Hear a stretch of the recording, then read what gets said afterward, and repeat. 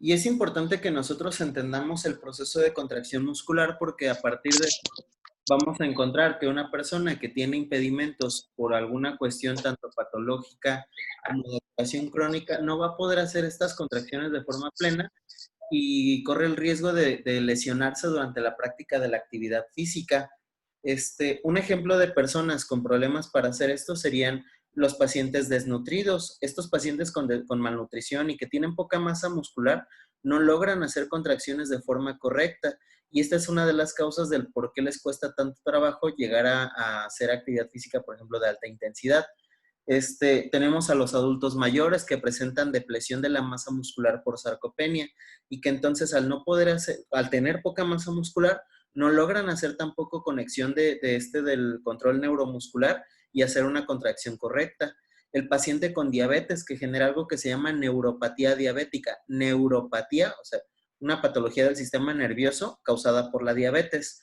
Y en este caso, esto es lo que ocasiona la pérdida de la sensibilidad motora y ocasiona que el adulto tenga dificultad para hacer para cosas como la marcha, debilidad muscular y demás. Por eso observamos a los pacientes con diabetes que tienen tanta dificultad, por ejemplo, para caminar, para hacer ejercicios y demás, que es algo muy común de observar en ellos, ¿verdad? Vemos al adulto mayor que tiene mucha dificultad para andar, que incluso se tambalea mucho al caminar y que es muy lento para hacer actividades. Esto se da por esta pérdida del control neuromotor que imposibilita el movimiento para ellos.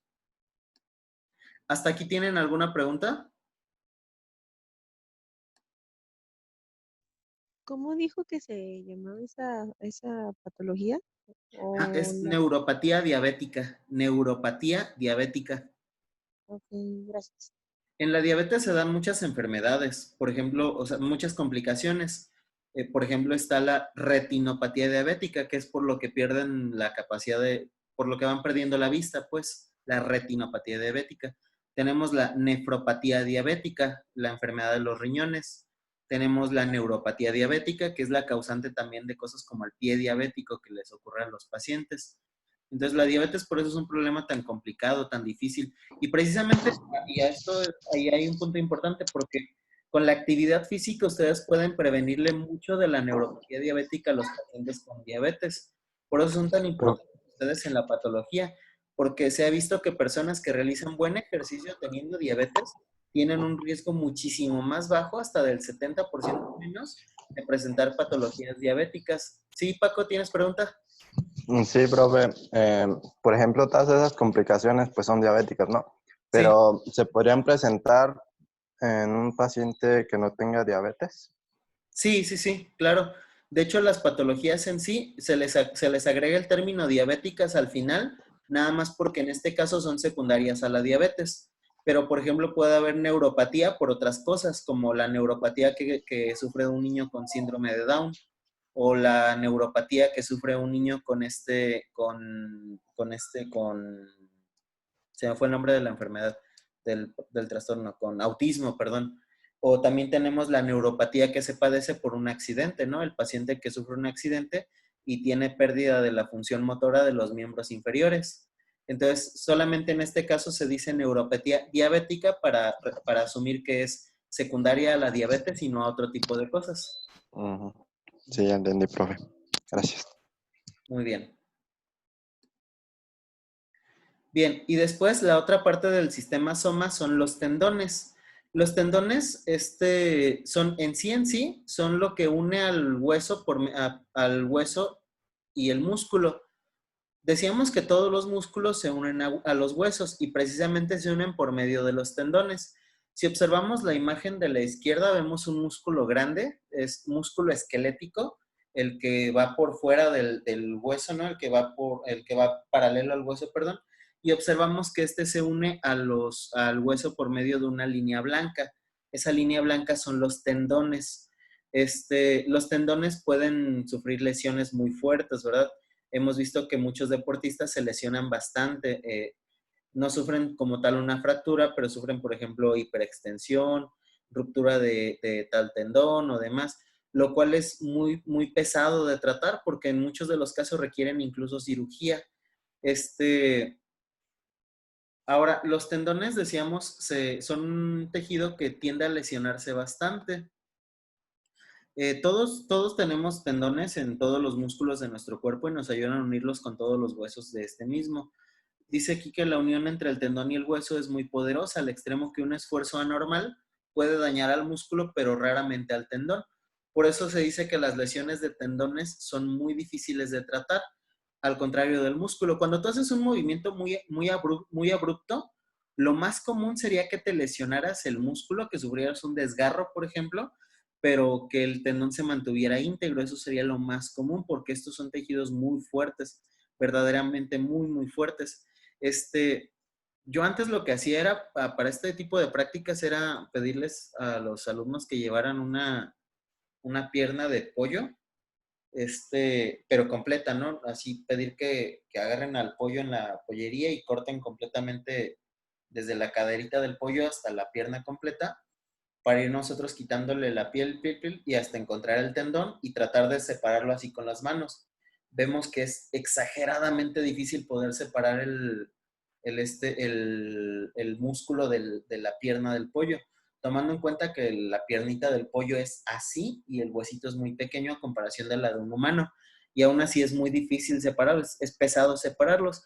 Ahora imagínense en un humano o en un animal más grande, como por ejemplo un elefante o demás, verdaderamente muy difíciles. Ahora, en los ligamentos, en algunos casos se produce algo que se llaman cápsulas articulares. Estas cápsulas articulares son espacios vacíos que se pueden llenar de líquido y demás. De hecho, cuando tú te truenas los dedos, lo que estás tronando realmente son las cápsulas articulares. Básicamente lo que está haciendo es liberar presión de estas cápsulas. Por eso se dice que realmente pues no es un problema tronarte los dedos, sino que de hecho relaja. Muchas personas, por ejemplo, concertistas de piano y demás, tienden a tronárselos para relajar un poco más los dedos y tener más libertad de movimiento en la mano, lo cual parece ser pues significativo. ¿Hasta aquí alguna pregunta de los tendones? Pero muchas personas, bueno, la mayoría que yo he escuchado dicen que es malo y que no sé qué, tronarse los dedos. O incluso hay algunas que dicen que según si te tronan los dedos de los pies, te crecen o quién sabe qué. Igual son mitos, la verdad es que son simplemente mitos que se tienen. Ahora te diría esto, como tal tronarte los dedos no está mal, lo que está mal es la adicción a estártelos tronando, porque hay gente que se llega a lesionar por tronarse tan fuerte los dedos. A mí me ha tocado ver el caso de personas que de verdad se los truenan tan fuerte y tan constante que se llegan a romper alguno por la fuerza y la constancia con la que lo hacen. Como tal, no está mal el tronarlo, está mal el acto de estárselos truene y truene todo el tiempo.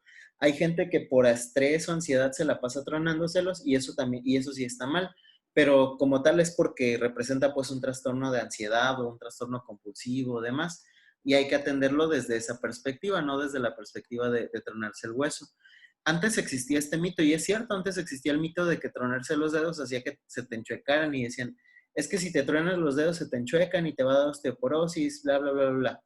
La realidad es que no, porque hemos visto que la osteoporosis no es como tal una lesión de los ligamentos y demás, que el tronarse los huesos lo que lastimaría entonces serían los tendones, no el hueso. La osteoporosis sería en este caso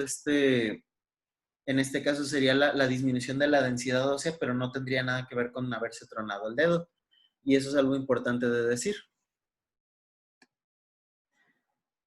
Bien, si nosotros observamos, todos los huesos están unidos pues por estos tendones a los músculos y estos nos ayudan en gran parte a darle soporte a la estructura del hueso con el músculo. Si observamos en la imagen de la parte inferior, vemos la flexión la flexión y la contracción de la pierna y observamos la elasticidad que se produce propiamente en los tendones. Aquí hay que tener cuidado porque, por ejemplo, las mujeres que usan muchos tacones, principalmente tacones altos, con el tiempo pueden sufrir de lesiones tanto musculares como del tendón. En el caso de la imagen del lado izquierdo, estamos observando, de la parte inferior derecha, perdón, estamos observando un pie que está levantado, ¿no? Como en el caso del uso de tacones. Y vemos que hay una pequeña zona marcada de lesión. Esta es la lesión producida por la presión ejercida sobre el tendón, normalmente por el uso excesivo de tacones en este caso. Por eso existe la regla de que las mujeres no deberían utilizar tacones de más de 10 centímetros y que los tacones no deberían utilizarse diario y además no deberían usarse por tiempos prolongados. Decía mi mamá en una ocasión cuando le platicaba esto de los tacones, decía, sí, es que precisamente por eso las mujeres solo usamos los tacones para la foto de la entrada a la fiesta. Básicamente lo quieres nada más para ver, me dijo ella, ¿no? Dice que solamente usan los tacones para verse radiantes cuando entran al salón y todos te tijerean, pero que ya llegando a tu mesa te los quitas y te pones los zapatos bajitos. Bueno, realmente ese sería un uso correcto de los mismos. Igualmente, yo diría que si vas a hacer algo como, no sé, dar clases en la universidad, en una prepa o algo así, no está bien que la maestra ande con tacones todo el día porque comúnmente está parada con el tacón y dura muchas horas haciendo esto. Sí es mejor llevar zapatos bajitos, por ejemplo. Caso contrario, a no ser tener una presentación, no va a pasar nada porque te los pongas para hacer una presentación, una exposición o algo así, pero pues sí hay que evitar el uso de tacones por mucho tiempo. Ahora, en el caso de los hombres, también esta es una de las causas de por qué se ha estudiado mucho el uso de los tacos de fútbol, propiamente porque antes se encontraba que los tacos que se usaban anteriormente tendían a lastimar y a producir este tipo de lesiones a largo plazo. Si recordamos y nos ponemos a indagar, los tacos de los zapatos de fútbol de antes eran totalmente circulares y se distribuían con dos al frente, dos en medio, dos en la parte posterior y dos hasta atrás. Y ahorita tienen otro tipo de estructuras. Ya no son circulares, sino que son más bien líneas y se distribuyen de forma más orgánica en el pie. Esto con la finalidad de disminuir la tensión ejercida sobre los tendones. De hecho, bastaría con que te pusieras unos tacos de antes y te pusieras a trotar un ratito y después los cambiaras por unos tacos de los que se utilizan ahora para que observáramos la diferencia que hay entre uno y otro. Y de verdad sí hay una diferencia muy significativa. Entonces hay que tener mucho cuidado con ese tipo de cosas. También a la hora que nosotros programamos actividad física hay que cuidar mucho que no exista demasiada presión sobre los mismos. Precisamente por eso este tipo de ejercicios que ejercen mucha presión sobre un tendón se hacen por poco tiempo o por repeticiones cortas. Por ejemplo, yo nunca le recomendaría a una persona estos retos de vamos a hacer un burpees por 5 minutos a ver hasta que te agotes. No es demasiado tiempo porque normalmente por la forma en la que se hace un burpee puede existir mucha presión sobre el tendón y ahí hay que tener cuidado. ¿Preguntas hasta aquí? Si se revienta el tendón, prácticamente es cirugía, profe. ¿Si se revienta qué? El tendón. Ajá. Prácticamente es cirugía. Sí, sí, definitivamente. Y en muchos de los casos la reparación no es 100% eficaz. En muchos casos quedan secuelas permanentes. Ya les dificulta más el movimiento, ¿no? O sea, los Sí, limita muchísimo más. más, muchísimo más. Incluso hay errores posturales. Después, de hecho, esta es una de las causas de por qué a muchos futbolistas profesionales que les hicieron muchas cirugías, vemos que después caminan con las rodillas medias chuecas, como que los pies también y demás. Propiamente es porque la severidad de las lesiones o la acumulación de lesiones causó alteraciones posturales. Y eso lo único que te dice es que después solo se van a seguir lesionando más de otras cosas.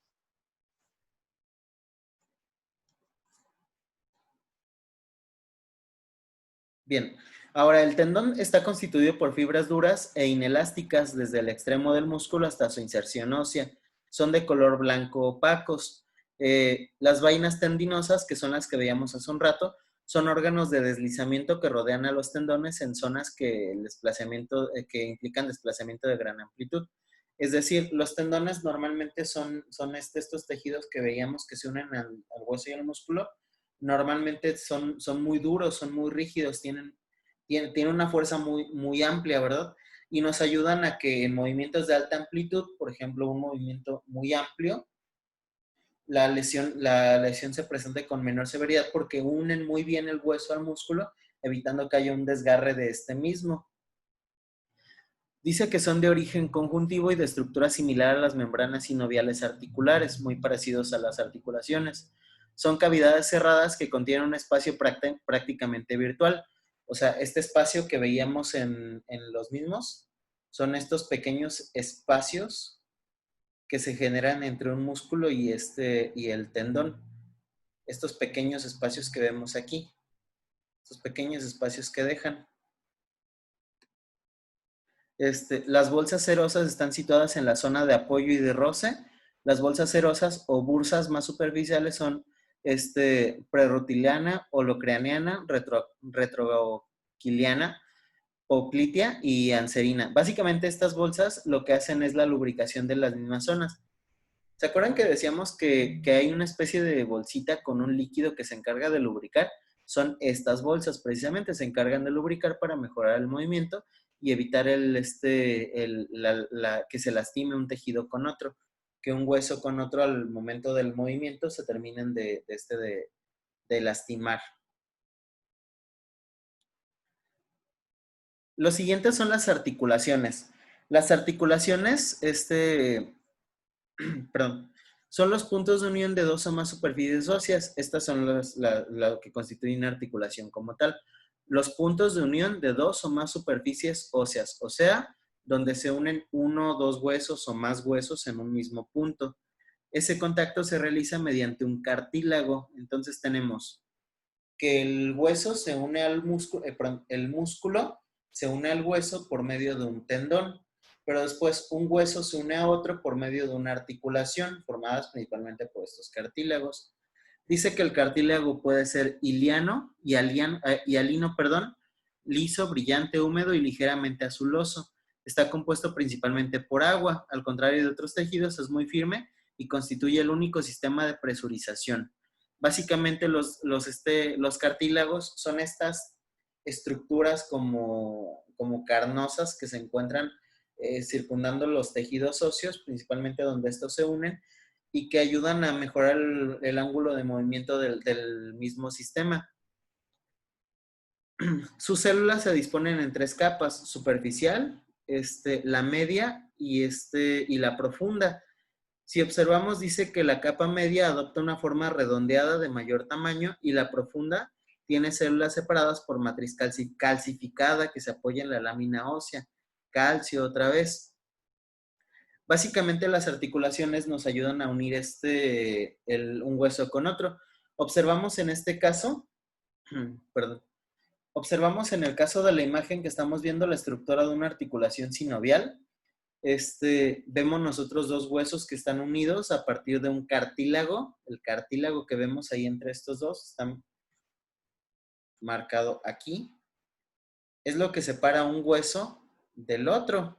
Y tenemos la cavidad articular, que era la que mencionábamos, esta capa que ayuda a evitar la fricción de estos mismos dos. Tenemos el fondo del saco sinovial, aquí, esta parte, y la membrana sinovial. Básicamente esta es la estructura que encontramos en todas las zonas de unión de huesos. Como ustedes saben, todo tu cuerpo es una zona de unión de huesos por todas partes, uniones grandes y uniones pequeñas, pero en todas encontramos esta misma estructura. Estas estructuras permiten que la persona tenga buenos ángulos de movimiento, evitar la fricción entre un hueso y otro, evitando que estos mismos se lesionen, ayudan a mejorar la posturación de la persona y principalmente ayudan a la flexibilidad de las mismas zonas para que estos se mantengan siempre funcionales. Es importante cuidar estas estructuras, muy importante cuidar estas estructuras, dado que cuando tú presentas problemas para que esta estructura se mantenga, se produce la lesión crónica de la que hemos estado hablando. En el caso de personas con poca actividad física, se encuentra mucho desgaste de estas. Independientemente de si tienen sobrepeso o no, con la simplemente falta de actividad física, se producen este tipo de lesiones. Esta es la causa de por qué ahorita estamos viendo a chavos de 20 y tantos años que mencionan tener muchos problemas de rodillas, espalda y demás. Básicamente es porque siempre fueron muy sedentarios, han sido muy sedentarios durante toda su vida, su corta vida, y entonces presentan este tipo de lesiones, pues que lo único que, como hemos visto, lo único que van a hacer es ir empeorando y solamente generando más y más y más lesiones. Ahora, en ese sentido, nosotros debemos tomar mucho cuidado porque el presentar lesiones crónicas, decíamos que implican más lesiones, y no solamente en la misma zona, sino que va a generar lesiones en otras zonas del cuerpo. Les había platicado en la primera clase que tuvimos de esta materia, que cuando tú te lesionas, por ejemplo, la rodilla, y después con un mal proceso de reparación, puedes empezar a producir lesiones ahora en la espalda, o en la otra rodilla, o en el tobillo y demás, propiamente por la mala posturación, la mala utilización de medios de apoyo como el bastón, las andaderas y demás. Entonces hay que cuidar mucho esto, se desgastan muchísimo. Las lesiones de este tipo son prácticamente continuas, por más que te hagan procesos de reparación, el grado de reparación nunca es igual y solamente se lesiona más. Una pregunta, ¿quiénes son los que más tienden a tener lesiones de estos sistemas? ¿Los deportistas de alto rendimiento o la gente sedentaria? ¿Quién se lesiona más? Yo digo que el deportista, profe, por la sobrecarga. Uh-huh. ¿Alguien más? No, la sedentaria, ¿La sedentaria? A ver, ¿por qué la sedentaria? porque nunca ha hecho nada y cuando va a hacer algo, pues su cuerpo y sus músculos y su masa ósea pues no está acostumbrada a recibir otras cargas. De hecho, Yo sí digo es que la el persona deportista. sedentaria la que más se lesiona. Sí es la persona sedentaria la que más se lesiona. La diferencia es que la persona sedentaria se va lesionando poco a poco y crónicamente. O sea, la persona sedentaria no es como que de pronto un día se despierta y ¡pum! Lesión. No, se van lesionando, van presentando primero que nada incapacidad funcional, ligera incapacidad, después van presentando malestar, dolor y demás. En algún momento por algún movimiento abrupto, no sé, por ejemplo, salir corriendo porque tembló, levantarse rápido para atrapar algo, cargar al hijo, etcétera, etcétera, bajar una escalera. Son por cosas pues tontas, ¿no, profe? ¿Perdón?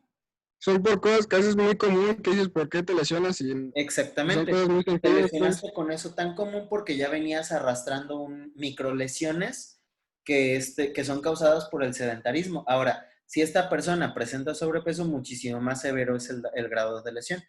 De hecho, esta parte de lo del sobrepeso y demás es la razón de por qué siempre que alguien tiene tanto problema, por ejemplo, de rodillas o espalda, siempre le dice el traumatólogo, necesito que bajes de peso. Bajar de peso es importantísimo para disminuir el grado de presión que se ejerce sobre la zona lesionada. Y además de eso, perdón, y además de eso, pues disminuir el riesgo de seguirla lastimando más. También otra cosa muy importante es que cuando tú ves a una persona de este tipo, hay que ponerlo a hacer más actividad. Porque en muchos de los casos se dice, es que te duelen las rodillas. No, pues mejor no hagas ejercicio porque te vas a seguir lastimando más. Y de hecho no. O sea, sí es cierto que no puede hacer cualquier tipo de ejercicio si ya empieza a presentar lesiones, pero no debe dejar de hacer ejercicio porque dejar de hacer ejercicio solo lo va a terminar lastimando más. Lo que deberían hacer en este caso es buscarle actividades físicas y adaptárselas acorde a las condiciones para que no se lastime más, pero que sí fortalezca, irrigue mejor los tejidos y además de eso, pues disminuya la incapacidad funcional que a la postre solamente va generando más y más y más lesiones.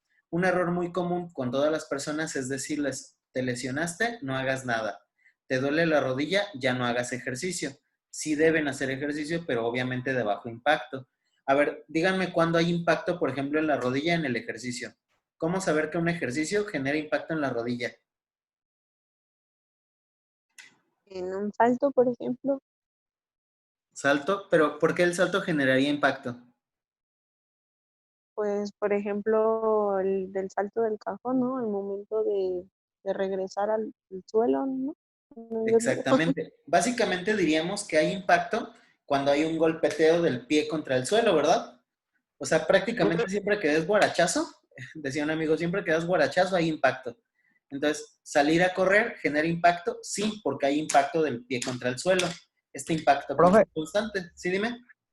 Bueno, claro. pero no sería también, por ejemplo, el aumento de peso, por ejemplo, meterle cargas. ¿Te refieres a como, por ejemplo, que haga ejercicio con peso extra? Ajá. Sí, porque aumentaría más el impacto todavía. Pero no solamente eso, o sea, trabajar sin peso, por ejemplo, si traes lesión de rodilla y sales a correr, corriendo sí generas impacto, porque hay golpeteo contra el piso.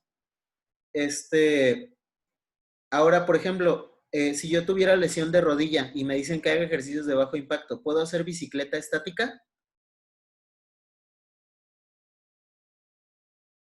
Sí se puede, ¿no? ¿Por qué sí? Porque ya no está manteniendo contacto con el piso. Exactamente. O sea, No hay golpeo, no hay un golpeo contra el piso porque el movimiento se mantiene constante sin impacto, sin golpe, solamente es un movimiento circular constante. Lo que deberé cuidar es que la bicicleta esté bien acomodada a mi estatura, mi altura de rodilla y demás. Pero sí podría ser bicicleta, podría ser natación también. Entonces, como vemos, esto de tengo lesión de rodilla y no puedo hacer ejercicio no es cierto en realidad. Sí puedo hacer muchos ejercicios, pero pues y precisamente debo hacerlos para evitar más malestar, más dolor. ¿Vamos bien hasta ahí? Sí. Muy Tengo bien. una duda, profe. Dime. Por ejemplo, si una persona que tiene, digamos que sobrepeso, no sé, que no hace ejercicio obviamente, pero se dedica como a un trabajo pesado como albañilería o algo, Ajá. también sería conveniente que le pusieran ya actividad física llevando esa carga de trabajo o con esa tendría. A ver, repíteme la pregunta. Por ejemplo, una persona que pues tiene como sobrepeso, Sí. pero se dedica a su trabajo, pues supongamos que es la albañilería, un trabajo pesado y así. También necesita como de actividad física.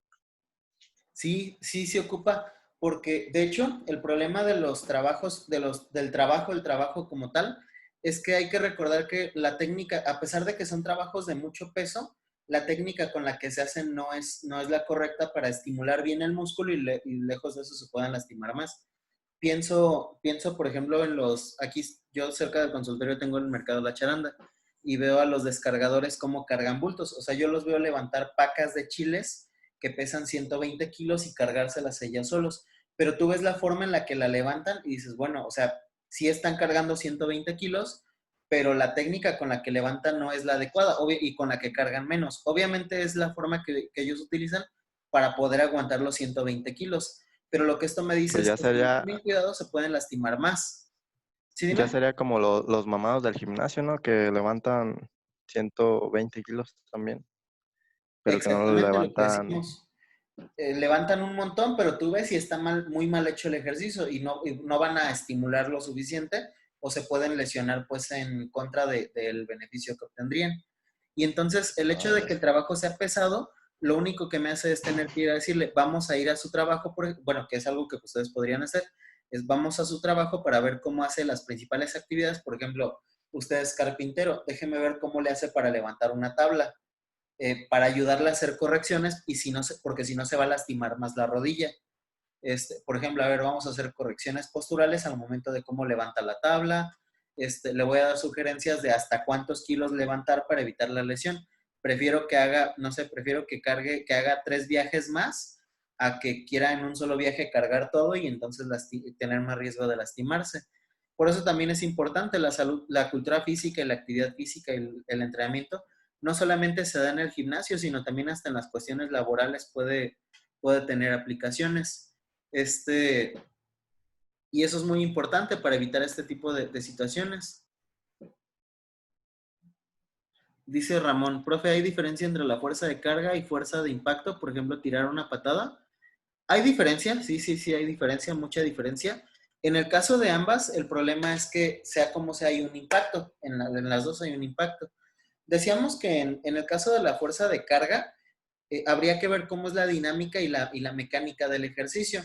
Porque si la mecánica del ejercicio que estás haciendo no demanda que haya un impacto, digo, en la rodilla, por ejemplo, no habrá mucho problema sobre esta, pero aún así en la fuerza de carga podría haber impacto, por ejemplo, en el hombro, en el codo, en la muñeca, como cuando haces el movimiento del envión para levantar una pesa, y ahí podría estar el impacto ejercido en otras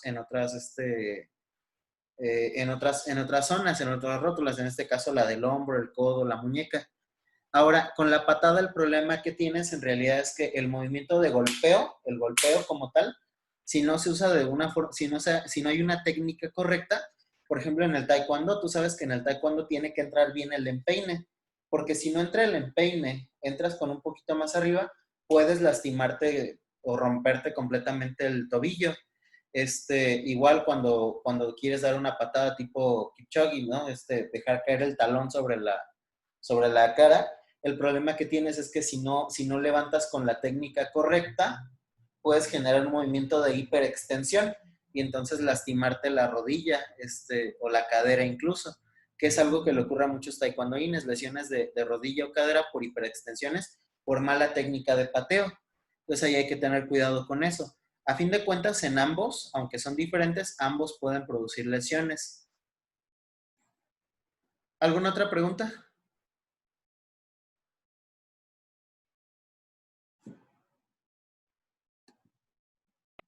Profe, ¿Sí? si la persona está, o sea, pues siempre te dice que le molesta la rodilla, o sea, ya tiene una lesión que nunca se ha tratado, pero no deja de hacer ejercicio.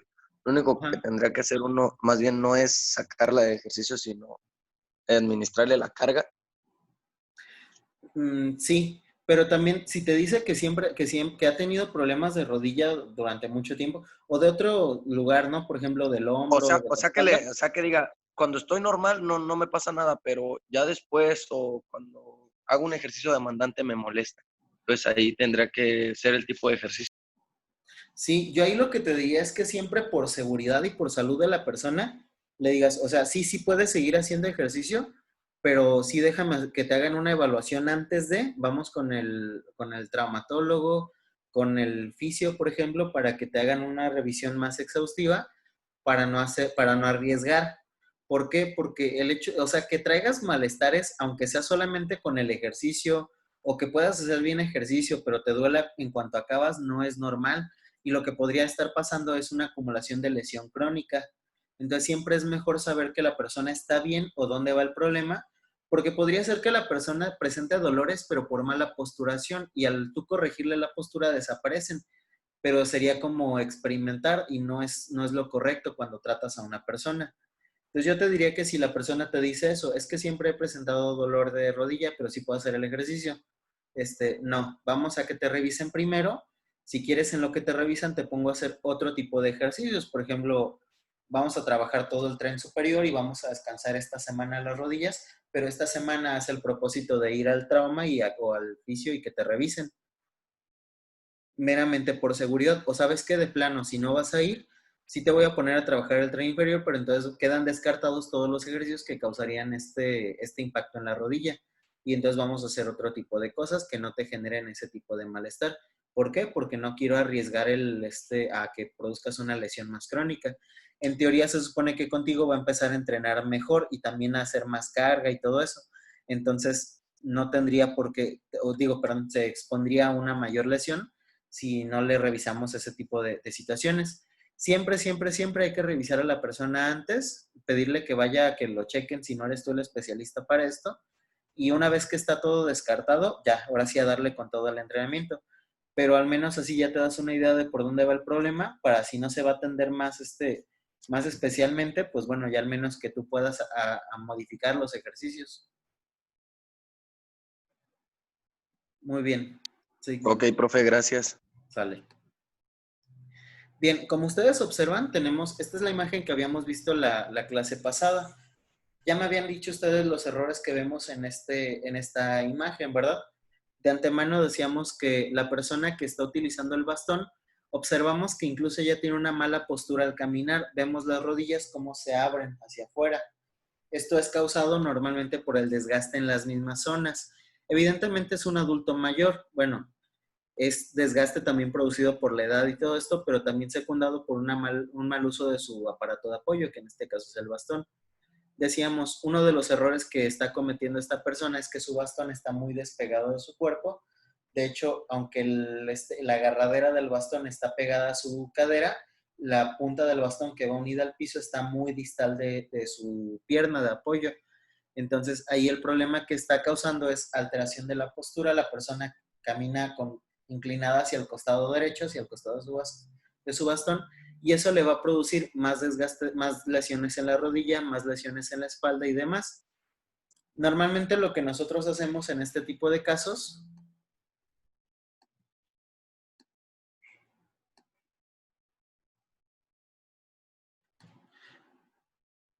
lo que normalmente nosotros hacemos en este tipo de casos con estos pacientes es marcar pequeñas zonas.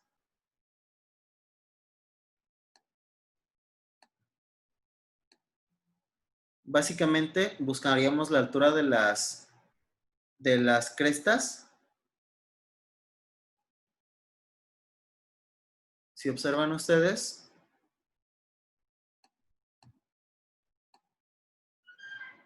ahí en la cadera vemos que no está bien alineada, ¿verdad? Hay una inclinación de la zona de la cadera de la persona. Ahora, si trazamos la misma línea, pero ahora vertical de la espalda, vemos que no concuerda el centro de su espalda con el centro de apoyo de su cuerpo. Está descuadrado. Si volvemos a hacer lo mismo, ahora con el diámetro del acromio, de los dos acromios, los dos de hombro, vemos que están todavía más descuadrados que la cresta ilíaca de la persona.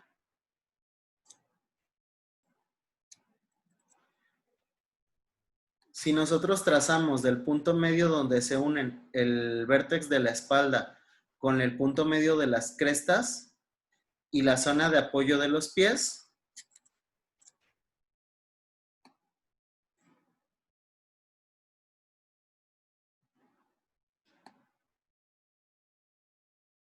vemos que no están alineados tampoco.